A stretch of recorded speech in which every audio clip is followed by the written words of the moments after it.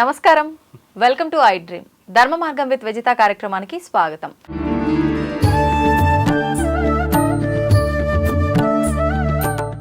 నమస్కారం అండి. శుభాశీస్సులండి.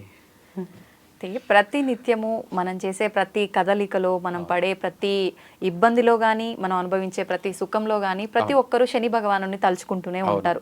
నిజంగా వీళ్ళు బాగున్నారు అంటే నిజంగా శని అనుగ్రహం వీళ్ళకు ఉంది అని, ఏదైనా ఇబ్బంది పడుతున్నారంటే వీనికి ఏలినాటి శని నడుస్తుందిరా అని చెప్పి ఇలా ఏదో ఒక రకంగా శని గురించి మాట్లాడుకుంటూనే ఉంటాం. అదే విధంగా భయపడుతూ ఉంటాం కూడా శని అనగానే. అయితే శని అనుగ్రహం కలగాలి అంటే మనకున్న ఈ ఏలినాటి శని అని, అష్టమ శని అని, అర్ధాష్టమ శని అని వీటి నుంచి విముక్తి పొందాలి అని అంటే శనిదేవుడి అనుగ్రహం ఉండాలంటే ప్రత్యేకించి ధనుర్మాసంలో వచ్చే శని త్రయోదశి రోజు ఎటువంటి విధి విధానాలు ఆచరించాలి? మంచి మాట.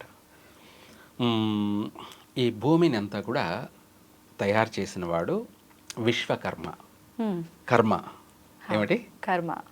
కర్మ విశ్వకర్మ అంటే ఈ విశ్వం అనేది మొత్తం టోటల్. దీంట్లో కర్మ అంటే చేసుకున్న వారికి చేసుకున్నంత మహాదేవ.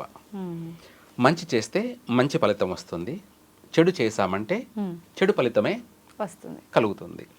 ఇప్పుడు నువ్వు ఒక పని చేస్తున్నావు, నీ పని నువ్వు చేసుకుంటే ఎటువంటి సమస్య లేదు, ఏ నష్టాలు లేవు. నీ పని కాకుండా చుట్టుపక్కల వాళ్ళందరూ ఏం చేస్తున్నారని చెప్పేసి ఆలోచించేటప్పుడే స్టార్ట్ అవుతుంది, మొదలవుతుంది.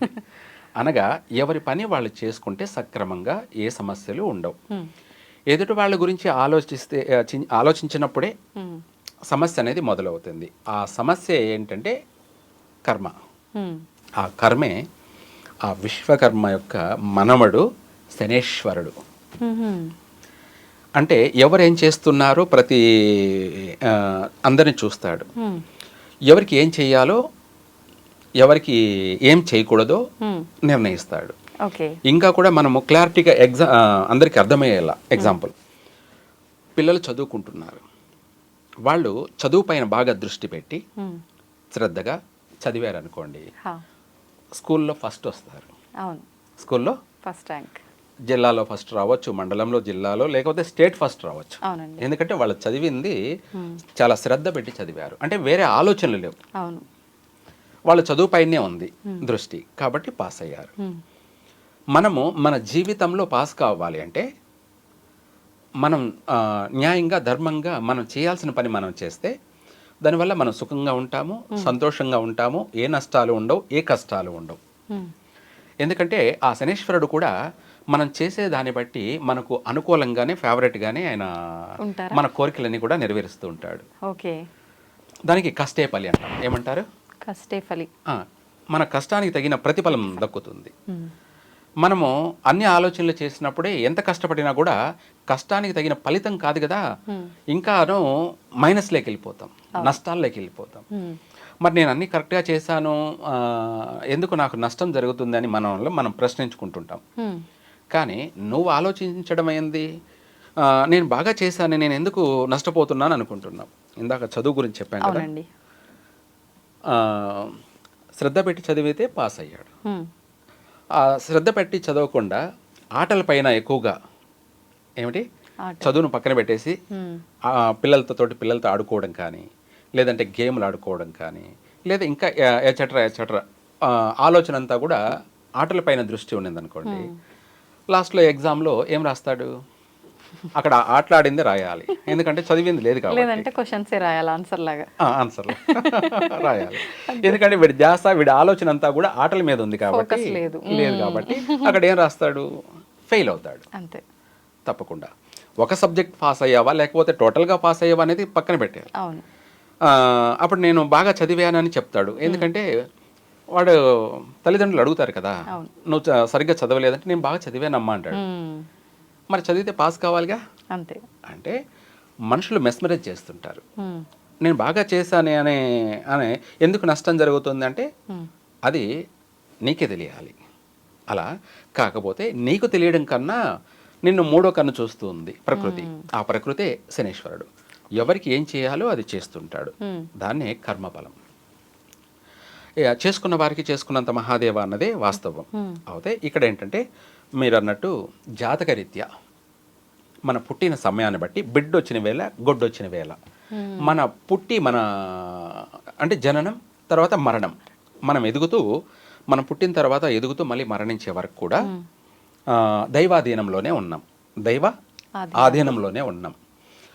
ఆ దైవాధీనం అంటే మనం దేవుడు ఎక్కడున్నాడు చూస్తున్నాడు అని అడిగే వాళ్ళు చాలామంది ఉన్నారు. నాకు దేవుడు కనిపించడం లేదని, కనిపిస్తున్నాడు. ఆ గాలే వాయుదేవుడు, గాలే వాయుదేవుడు. దాన్ని ఇంగ్లీష్ వాడు పాజిటివ్ ఎనర్జీ అంటాడు, లేదంటే నెగిటివ్ ఎనర్జీ అంటాడు. మనము పూల చెట్ల పక్కన ఉన్నామంటే పూల వాసన వస్తుంది, అదే డ్రైనేజ్ పక్కన ఉన్నామంటే మురికి వాసన డ్రైనేజ్ వాసనే వస్తుంది. అదేవిధంగా ఆ గాలి ఎలా మనకు ఆ పూల వాసన ఆరోగ్యాన్ని ఇస్తుంది, ఆనందాన్ని ఇస్తుంది, సంతోషాన్ని ఇస్తుంది, ఒక తెలియనటువంటి స్పిరిచువల్ లవ్ ఏర్పడుతుంది. ఏమిటి? ప్రేమ, ప్రకృతి పైన ప్రేమ ఏర్పడుతుంది. అదే డ్రైనేజ్ పక్కన ఉంటే జీవితం పైనే విరక్తి వస్తుంది. అదేవిధంగా మనం చేసేటువంటి విధి విధానాలలో, మనం చేసేటువంటి నడవడికలో ఇవన్నీ ఆయన లెక్కలు కడుతుంటాడు. ప్రకృతి ఎవరు? శనీశ్వరుడు లెక్కలు కట్టి వాళ్ళకి ఏం చెయ్యాలో అదే చేస్తుంటాడు. దాన్నే ఏలేనాటి శని, అష్టమ శని, అర్ధాష్టమ శని అనే 3 భాగాలుగా మనిషిని పట్టి పీడిస్తుంటాడు. ఆ పీడించడంలో ఏంటంటే వాళ్ళు చేసిన దానికి తగినట్టుగా ప్రతిఫలాన్ని ఇస్తాడు. వాళ్ళు ఏం చేశారో దానికి తగిన ప్రతిఫలం అంటే ఆరోగ్యపరంగాను బాగా నష్టం కలిగించడం, ఆర్థిక పరంగా నష్టం కలిగించడం. ఆర్థిక పరంగా అంటే మన దగ్గర ఉన్న డబ్బులు పెట్టుబడి పెట్టి వ్యాపారం చేస్తామనుకోండి, మనం పెట్టిన డబ్బులు పోతాయి, మళ్ళీ మనము అప్పు తీసుకొచ్చి పెట్టామనుకోండి అది పోతుంది, మన శ్రమ కూడా వృధా అయిపోతుంది, అన్ని విధాల నష్టమే జరుగుతుంది. అందుకనేసి ఏదైనా సరే తెలివైన వాడు తప్పించుకు తిరుగువాడు దన్నేడు సుమి అన్నట్టుగా వీటి అన్నిటికీ పరిష్కార మార్గం అనేది ఎదుర్కోవడం మంచిది. పరిష్కార మార్గం ఎందుకోసం అంటే మనము మన జీవితం సుఖంగా ఉండడానికి, మనం నమ్ముకున్నటువంటి మన భార్య, మన పిల్లలు, మన కుటుంబం అంతా కూడా మన పైన ఆధారపడి ఉంది. కాబట్టి మనం ఎన్ని కష్టాలు పడ్డాం అనేది పక్కన పెట్టేస్తే మన కుటుంబాన్ని ఎంత బాగా చూసుకున్నాం అన్నదే ముఖ్యమైనటువంటి విషయం. అవునండి. మనం ఈ కష్టపడ్డాము, అది కష్టపడ్డాము, అంత చేశాను, ఎంత చేశానని ఇంట్లో చెప్పుకోకూడదు. ఇంట్లో చెప్పుకుంటే వచ్చేదేం లేదు. నువ్వు చేసావా లేదా అన్నదే ముఖ్యం. అయితే ఏది ఏమైనా కూడా మనకు ఈ శని త్రయోదశి, మార్గశిర బహుళ శని త్రయోదశి రోజున 2 మార్గాలు, ఈ ఏలేనాటి శని నడుస్తున్నా, అష్టమ శని నడుస్తున్నా, అర్ధాష్టమ శని నడుస్తున్నా, దాని నుంచి మనం ఉపశమనం పొందడానికి, ఉపశమనం అనగా రిలీఫ్ అవుతాం. ఆ శని అనేది కొంతవరకు మనల్ని మనకు భోగభాగ్యాలని ప్రసాదిస్తుంది, వదిలిపెట్టడు. కానీ కాకపోతే భోగభాగ్యాలంటే మన కోరికలను నెరవేరుస్తాడు. దానికోసమే శనివారం రోజున పాలు, ఆవు పాలు తీసుకొని అందులో ఒక 100 గ్రాములు నువ్వులు, నల్ల నువ్వులు, ఈ నల్ల నువ్వులు కలపాల్సింది మకర రాశి, కుంభరాశి, వృశ్చిక రాశి వాళ్ళు, ఈ 3 రాశి వాళ్ళు నల్ల నువ్వులు కలిపి పాలు నువ్వులతోటి శనేశ్వరునికి అభిషేకం చేయాలి. అభిషేకం చేసినట్టు అయితే ఆ అభిషేకం కూడా ఉదయం 6 గంటల నుంచి 7 గంటల లోపే శనివారం రోజు. ఆ సమయంలో కుదరకపోతే 9 నుంచి 10:30 వరకు, ఈ 2 టైంలోనే. ఆ 2 టైంలో, ఎందుకంటే ఉదయం 6 నుంచి 7 వరకు శని సంచారం చేస్తాడు శనివారం. ఆ సమయంలో చేస్తే ప్రత్యక్షంగా ఫలిస్తుంది. లేదు ఇంకా మనకు కుదరలేదు, వీలు కాలేదు ఉదయం చేయడానికి, 9 నుంచి 10:30 ఆ సమయంలో అభిషేకం చేయాలి. అప్పుడు రాహుకాలం, శనివారము రాహుకాలము, కుజ సంచారము పూర్తిగా మనకు ఆ సమయంలో చేయడం వల్ల అష్టదరిద్రం అనేది వదిలిపోతుంది. వదిలిపోయేసి మనకు ఆరోగ్యపరంగా బాగుండడం, అప్పుడే మనకు అర్థమవుతుంది మనలో తెలియనటువంటి ఒక హ్యాపీనెస్ అనేది, మార్పు అనేది కనపడుతుంది. మనం ఏది ప్రయత్నం చేస్తున్నామో అది కలిసి వస్తుంది, అనుకున్న పని నెరవేరుతుంది, జరుగుతుంది, చక్కగా అభివృద్ధికి మార్గం అనేది ఏర్పడుతుంది. మనము ఈ యొక్క శని త్రయోదశి రోజున ఈ సమయంలో ఉదయం కానీ లేదా 9:30 ఈ 2 టైంలో తప్పకుండా చేయాలి, అది మిస్ కాకూడదు. అలా చేసుకున్నట్టయితే చక్కగా కలిసి వస్తుంది. వాళ్ళు అన్ని విధాల అభివృద్ధి చెందుతారు. ఓకే, చాలా మంచి విధానాన్ని తెలియజేశారండి. ధన్యవాదాలు.